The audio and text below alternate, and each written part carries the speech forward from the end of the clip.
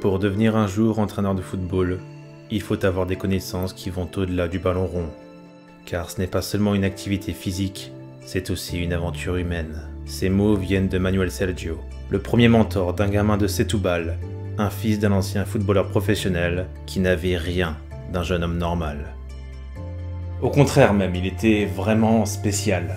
Au début des années 2000, le grand public ne connaissait pas encore José Mourinho, qui après une très brève carrière de joueur, était destiné à s'asseoir sur le banc avec une philosophie, une science bien différente, bien plus approfondie et révolutionnaire par rapport à ses confrères. Conduit par un enseignement qui ne se joue pas uniquement sur un terrain, mais aussi au mental, José va construire un empire. Son empire, au FC Porto, au bout de 2 saisons et demie, où il remportera 6 trophées, dont 2 européens. Rares sont les entraîneurs à avoir une telle influence sur leurs joueurs. L'alliage entre football, talent, philosophie, inconscient, subconscient et périodisation tactique ne pouvait que fonctionner. Alors comment José Mourinho a été révélé au grand public? Comment a-t-il révolutionné à travers des méthodes d'entraînement qui n'étaient pas du tout communes à l'époque? Et surtout comment a-t-il fait pour conduire le FC Porto au sommet avec une équipe qui ne faisait peur à personne jusqu'à son épopée? Retour sur le parcours d'un champion européen qu'on ne reverra probablement plus jamais.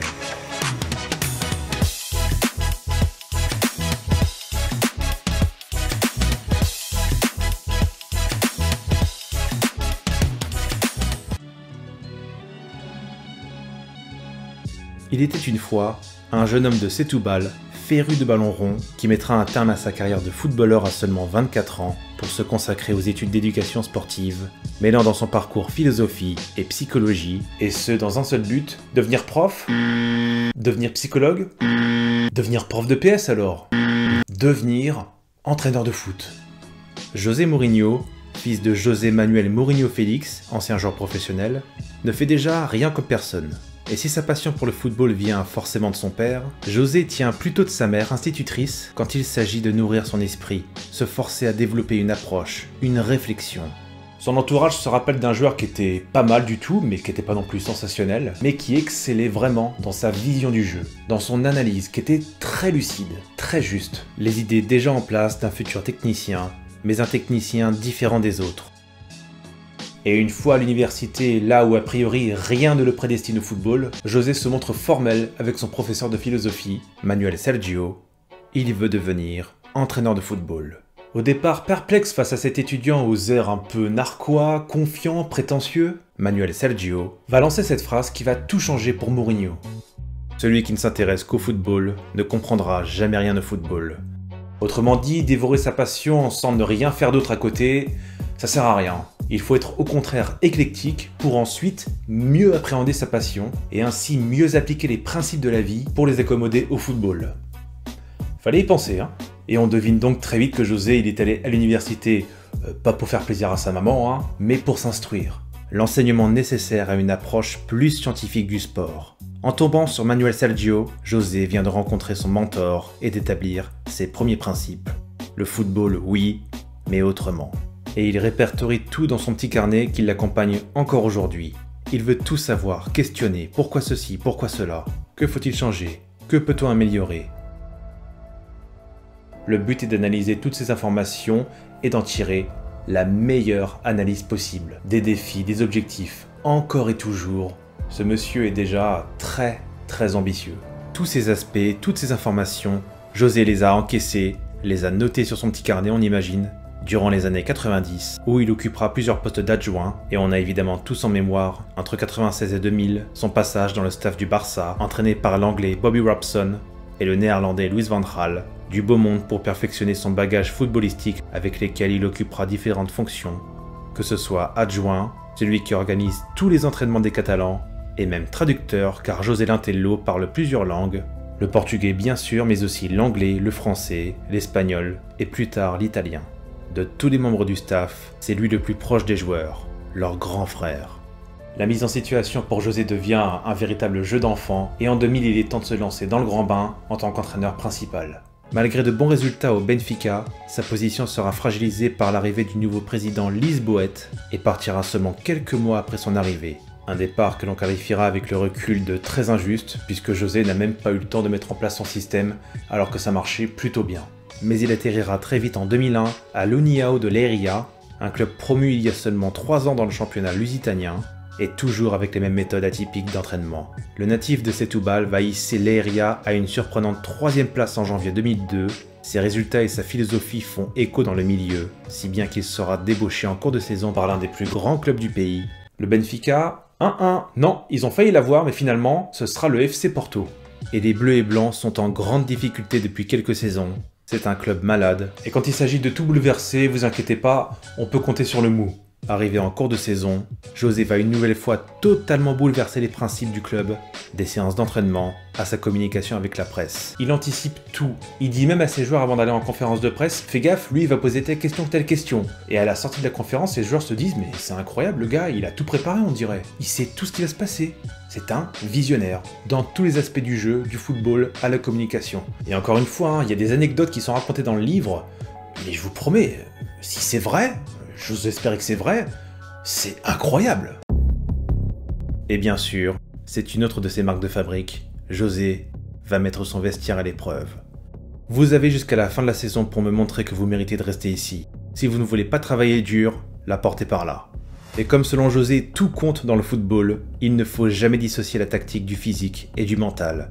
Mourinho croit formellement qu'il faut fusionner les trois lors de chaque séance d'entraînement. Chaque exercice est mis en place pour volontairement faire réfléchir les joueurs, les pousser à s'interroger face à telle ou telle situation. Des séances d'entraînement plus courtes mais plus intenses et lors desquelles les joueurs apprennent énormément et ils sont tous unanimes sur le sujet, même les anciens se disent « on n'a jamais vu un truc pareil ». Tous les entraîneurs savent plus ou moins manipuler la tactique, mais là où beaucoup échouent, c'est dans leur communication. Comment transmettre, comment enseigner, comment faire comprendre une théorie tout en gardant la bonne attitude avec les joueurs qui vous écoutent. Et toutes ces questions que José s'est posées à travers sa vie d'étudiant et tous ces bouquins qu'il a dévorés, il veut que ses joueurs se les posent aussi. Et quand ça ne va pas, lorsqu'un journal critique sérieusement certains cadres de l'équipe, Mourinho faisait ça souvent, il imprimait les papiers et il les affichait dans le vestiaire. Pourquoi faire? Pour faire mal aux joueurs? Non. Pour les piquer au vif. Les atteindre psychologiquement dans leur ego afin qu'ils se disent « Non, moi je vais les faire mentir à ces journalistes qui connaissent rien au foot. » Et José, il est content. C'est exactement ce qu'il veut. Il veut que ses joueurs se sacrifient. José Mourinho détestait, mais vraiment au plus haut point, quand les joueurs ne se donnaient pas à fond. Telle est la recette pour développer cet aspect que l'on associe trop peu souvent avec le football, le mental. Construire une équipe forte mentalement, capable de résister à la pression, médiatique comme sur le terrain. Au terme de la saison 2001-2002 au cours de laquelle José est arrivé en hiver, Porto termine 3e du championnat portugais et José enchaîne sur cette période une série de 11 victoires en 15 matchs. C'est dingue, en seulement quelques mois, Porto est déjà guéri. Mais alors, quelle est la recette de cette métamorphose? L'un des procédés, je dis pas que c'est le seul, vous en avez certainement entendu parler sans savoir vraiment ce que c'était, c'est ce qu'on appelle la périodisation tactique. Le concept de périodisation dans le sport existe déjà depuis les années 50, le principe étant un modèle de jeu basé sur des séquences répétées à l'entraînement afin de garder les athlètes dans de bonnes conditions physiques sans les fatiguer inutilement. En clair, c'est pour éviter d'avoir des pics de forme qui font ça. Le fait de travailler plusieurs, même plein de séquences de jeu en même temps, va permettre aux joueurs de rester constants tout au long de la saison et à un niveau de football très élevé. La périodisation se structure de manière à ce que chaque semaine d'entraînement soit construite autour d'un cycle répété qui fait monter l'effectif en puissance dans la préparation d'un match, puis de se reposer le même jour avant de reprendre le même schéma pour le prochain match. Un concept scientifique qui a été développé par Vitor Frade, ancien professeur à l'université de Porto et qui a partagé ses idées à un certain Rui Faria, l'adjoint de Mourinho, et ne se sépareront plus jamais durant les 17 prochaines années. Aujourd'hui, le concept de périodisation tactique est appliqué par pas mal d'entraîneurs, mais le premier à l'avoir popularisé à très grande échelle, c'est bien sûr lui. Le mou est quand même un sacré précurseur. Alors comment ça fonctionne en pratique? Alors je vous donne juste une partie, parce que le reste, je vous avoue que j'ai rien compris. Et c'est là que vous vous rendez compte qu'être entraîneur, c'est un métier, parce que c'est extrêmement technique. Mais pour rester simple, enfin on va essayer, si par exemple un match a eu lieu le samedi, dimanche c'est repos, et tous les lundis on travaille avec une séquence, par exemple sur l'organisation offensive, tout en travaillant la possession, ou comment attaquer face à un bloc bas. Le mardi, on va bosser sur la transition défensive, comment agir lorsque l'équipe perd le ballon et que les joueurs n'ont pas encore regagné leur poste. Mercredi, l'organisation défensive, lorsque toute l'équipe a regagné son poste défensif, comment regagner la possession du ballon. Et enfin, la transition offensive, lorsque l'équipe a repris la possession et que l'adversaire n'a pas encore regagné sa position défensive. Pour répondre à ces problématiques, 3 solutions majeures vont découler des spécificités tactiques en fonction de l'adversaire. 1. Le pressing, constant, sauvage même. On ne laisse pas l'adversaire respirer. Mais aussi un contre-pressing pour empêcher les contre-attaques juste après la perte du ballon. Et bien sûr, l'une des devises du mou, la contre-attaque. Tout le bloc va suivre le placement du ballon en attendant que les joueurs défensifs le récupèrent le plus vite possible. Et dès la récupération du ballon, hop, dépassement de fonction, les joueurs offensifs décrochent de leur poste et foncent vers le but adverse pour se rendre disponibles et créer une contre-attaque mortelle. Bon, l'objectif c'est pas de tout comprendre, mais mettez-vous 2 secondes à la place des joueurs. Mais jamais ils se sont entraînés comme ça avant. Avec un entraîneur, clairement pas normal. De temps en temps il va nous piquer au vif, mais c'est pas grave. Et les joueurs sont tous prêts à se donner les uns pour les autres et à se sacrifier pour cet entraîneur avec qui ils apprennent tant. Alors justement, qui sont ces joueurs ? Il y a d'abord l'ex-gardien de la sélection lusitanienne, Vitor Baia, en fin de carrière et qui connaît très bien Porto, de retour en 99 après un passage au Barça. C'est d'ailleurs en Catalogne que Vitor Baia a connu Mourinho.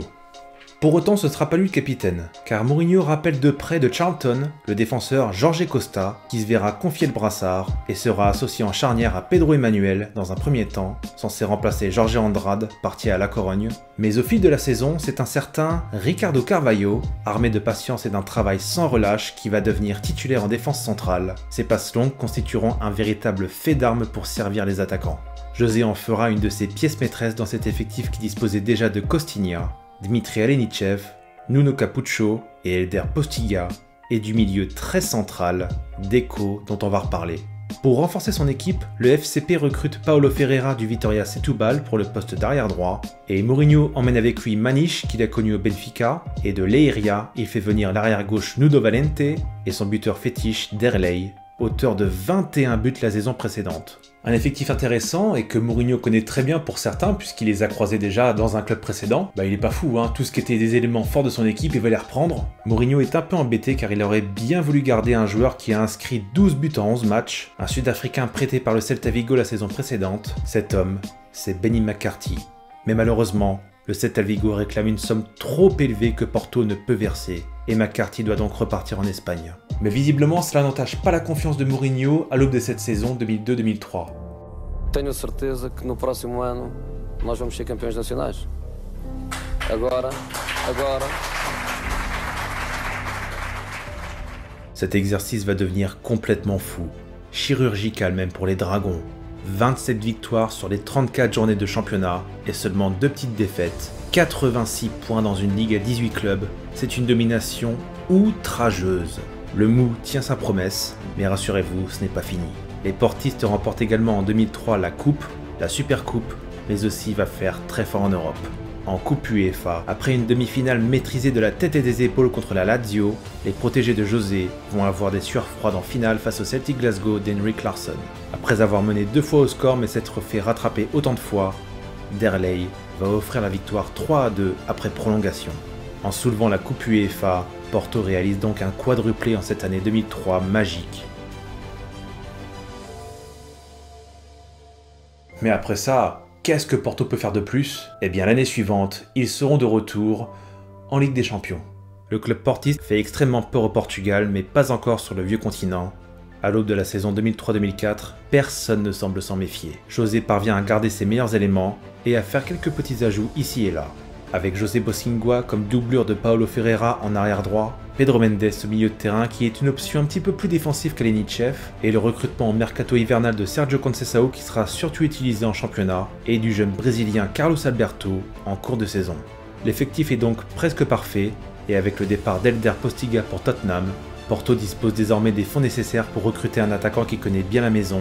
C'est lui, Benedict McCarthy, est de retour contre la modique somme de 3,5 millions d'euros. Oui, c'est une autre époque. Et aussi, il faut bien se rendre compte que c'est pas une équipe qui est bricolée avec des étrangers ici et là. Non, c'est une équipe qui est à consonance très lusitanienne. Il y a que quelques joueurs, seulement 3 si je me trompe pas, dont la langue maternelle n'est pas le portugais. Ce qui va forcément renforcer la fraternité entre les joueurs et prêts à se battre pour José, qu'ils considèrent comme leur grand frère. Porto a de la bouteille et sera encore sacré champion haut la main, dont la première défaite est intervenue seulement le 3 avril. Les Dragons sont donc invaincus à domicile durant les 2 saisons complètes de championnat sous José Mourinho, pas mal. Mais une désillusion tout de même, pas de doublé, suite à la défaite après prolongation en finale contre le Benfica. Des regrets certes, mais il reste encore la compétition où littéralement personne ne les attendait. Alors qu'en juin 2004, le Portugal accueillera l'Euro, le stade du Dragon qui servira de nouvelle enceinte aux portistes n'est pas tout à fait prête. Ils doivent donc débuter leur campagne européenne dans l'Estadio das Antas. Pas de victoire lors des 2 premiers matchs, et ce sans surprise face aux Galactiques du Real Madrid. Mourinho doit donc revoir sa copie contre l'OM de Drogba, et lors d'un match à rebondissement, Porto réalise une magnifique prestation au Vélodrome pour s'imposer 3-2 avant de gagner de nouveau au retour 1-0 sur un but d'Alenichev. Les Portugais terminent deuxième de leur poule et vont tirer un gros calibre en huitième de finale. Ce sera Manchester United. Mais bonne nouvelle, leur nouveau stade du Dragon est prêt. De bon augure pour mettre la pression sur les visiteurs. Le Manchester de Sir Alex est clairement favori sur le papier. United joue presque toujours en 4-4-2 et lors de ce match aller, Ferguson ne fera pas exception à la règle. Alors Mourinho va peupler le milieu de terrain dans un 4-3-3 qui peut se transformer en 4-4-2 en losange. Et Mourinho voulait projeter son jeu vers l'avant, c'est donc le russe Alenichev et son profil d'ailier qui devait ce soir-là trouver l'autre joueur clé du groupe. Vous l'avez deviné, c'est bien sûr Deco, le profil de classe mondiale de cette équipe. Un créateur, un passeur, un dribbleur. Une plaque tournante qui va rester bas dans les phases sans ballon, mais qui montera très haut pour transformer ce système en 4-3-3 et parfaitement coordonné avec Maniche et Pedro Mendes qui seront proches les uns des autres pour réduire les espaces le plus possible. Et avec ce marquage individuel, regardez, Porto a un avantage numérique au milieu. Les ailiers mancuniens Giggs et Scholes sont réduits à néant par Nuno Valente et Paulo Ferreira. Maniche, Alenichev et Deco vont faire exploser Keane et Butt. C'est tout naturellement que le rythme du match, la bataille du milieu de terrain, est dicté par Porto. Un FC Porto très malin qui ressemble beaucoup aux futures équipes de Mourinho. Ces hommes-là sont très forts mentalement, car malgré l'ouverture du score de fortune pour Manchester en tout début de match, les Portugais ne lâchent rien. À la demi-heure de jeu, McCarthy égalise. Sir Alex ne trouve pas de solution, et sur cette tête magistrale de McCarthy, Porto prend l'avantage. Et Roy Keane se fait expulser pour cette faute vraiment débile sur Vitor Baía. Porto crée l'exploit et s'impose 2-1 avant le match retour à Old Trafford. Sir Alex a bien retenu la leçon, sans Roy Keane suspendu, le technicien écossais va peupler son milieu de terrain qui cette fois aura l'avantage numérique, sûr de sa force. Le premier c'est Costinha qui dans ce rôle d'écran sera en charge de briser les attaques adverses. Les Portugais commettent des erreurs, les Red Devils dominent. Et coup de poignard à la demi-heure de jeu.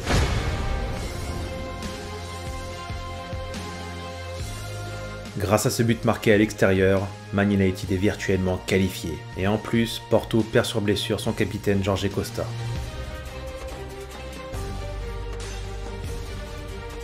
Scholes pense faire le break, mais le drapeau se lève. Oh oh, coup de chance. Et rien n'y fait. Manchester n'arrive pas à tuer le match. Même après l'entrée du très jeune Cristiano Ronaldo, 19 ans, l'ancien du Sporting se blesse sur ce contact et doit ressortir immédiatement, remplacé par Solskjaer.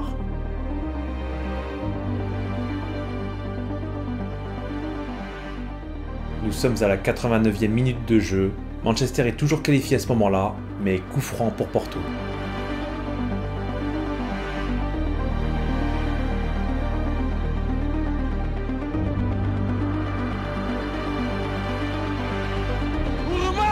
Pode ser o gol do Porto! É o gol do Porto e é Costinha! Costinha pode dar o apuramento ao Porto a 31 segundos do final dos 90!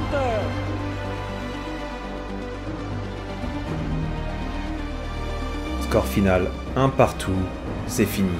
Mourinho l'a fait, United est tombé. Did he not give you the hairdryer treatment when you ran down the line that time in the Champions League game? Oh, I was a kid. You know, big victory. First time a Portuguese club knocked out Man United was a big thing for my squad. After this game, we were in the dressing room, and the dressing room was like we won the Champions League. And somebody knocks the door, and it was Sir Alex and Gary Neville, the captain and the manager. They put their heads in. Many congratulations, enjoy, good luck for the rest. And this for a a Latin culture, you are not used to it, I think made an impact in all of us. Et comme si leur destin était déjà tracé, Porto adoptera la même stratégie en quart de finale contre Lyon, alternance entre deux systèmes, le 4-3-3 et le 4-4-2, et pressing très haut des portistes qui dérangent considérablement les Lyonnais. Ce Porto est d'une intelligence redoutable, cette communication sur le terrain les fait gagner. Et les Gaunes tombent eux aussi dans le panneau. Sidney Govou s'en souvient encore. Tactiquement, c'est l'une des rares fois où on avait ce sentiment d'impuissance. On ne pouvait rien faire, on avait beau courir, se déplacer, rien n'y faisait. On s'est fait complètement bloquer. Cette nouvelle génération dorée portugaise brillera à l'Euro 2004, mais en attendant file dans le dernier carré de la compétition pour défier la Corogne, tombeur du Milan, après une folle remontada. Mais Mourinho a déjà tout calculé, il connaît déjà cette équipe du Deportivo par cœur, et ils vont rien pouvoir faire. Les Espagnols restent muets comme des carpes. Tout ce que la Corogne faisait de bien lors de cette saison 2003-2004, Porto l'a totalement neutralisé et fermé le jeu. Après un 0-0 à l'aller, le retour sera tout aussi fermé au Riazor. Même la star marocaine Naïbet ne peut rien. Et à l'heure de jeu, Porto se sort du piège sur un penalty transformé par Darley. Rien ne peut leur arriver. Et même en finale contre un AS Monaco extraordinaire cette saison-là, l'histoire était déjà écrite. Les hommes de Deschamps dominent, mais tous les espaces, toutes les opportunités de décalage sont bouchées. Les portistes ne laissent rien. Et Monaco craque.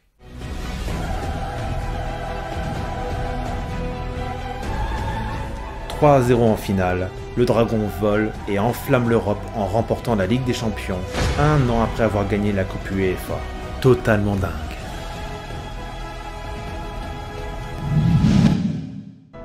Une preuve que le football se joue à la fois dans la tactique, le travail et la psychologie.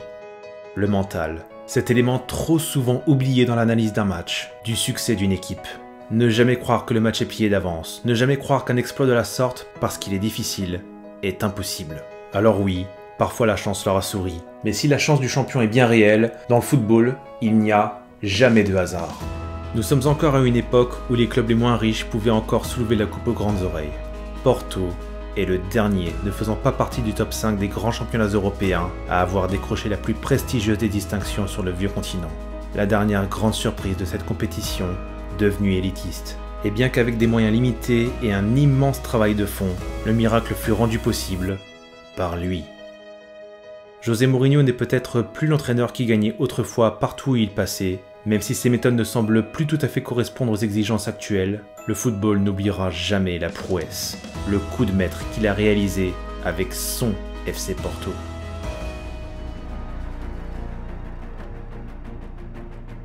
Un premier chef-d'œuvre qui en précède un autre, car l'aventure pour José Mourinho ne fait que commencer. Rendez-vous pour la suite de notre série sur Mourinho, où on va se demander, hop là, comment son équipe a-t-elle fait pour tuer, que dis-je, massacrer la Première Ligue. We have top players, and I'm sorry, I'm a bit arrogant. We have a top manager. Again, please don't call me arrogant because what I'm saying is true. I'm European champion. I think I'm a special one.